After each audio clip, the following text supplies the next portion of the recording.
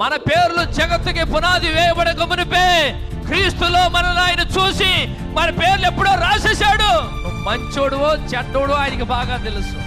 ఈ లోక కార్యాల్లో మునిగిపోయి నువ్వు ఒకప్పుడు తాగుబోతుగా ఉన్నావు, ఒకసారి వ్యభిచారిగా ఉన్నావు, దొంగగా ఉన్నావు, వంచకుడుగా ఉన్నావు.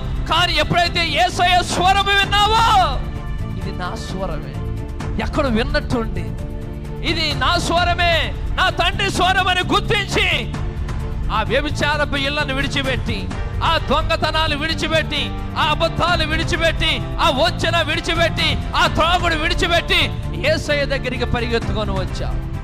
నీ పేరు ఎప్పుడో రాయబడి ఉన్నది. ఇర్మీయాతో ఏమన్నాడు? నీ తల్లి గర్భములో నువ్వు రూపించబడక మునిపే, నువ్వు పిండముగా ఉన్నప్పుడే నేను నిన్ను చూశాను, నిన్ను జనములుగా ప్రవక్తగా నేను నియమించేశాను. ఇంకా పుట్టలేదండి, పుట్టక ముందే ఆయన జనములకు ప్రవక్తగా నియమించేశాడంట. నువ్వు పుట్టక మునిపే నువ్వు వధువులో ఒక సభ్యునిగా దేవుడు నియమించేశాడు. నిన్ను వధువులో సభ్యునిగా దేవుడు చూశాడు. అందుకే నువ్వు పరిగెత్తుకొని ఇక్కడ వచ్చావు. అందుకే ఈ కాల వర్తమానంతో నువ్వు నిలబడ్డావు.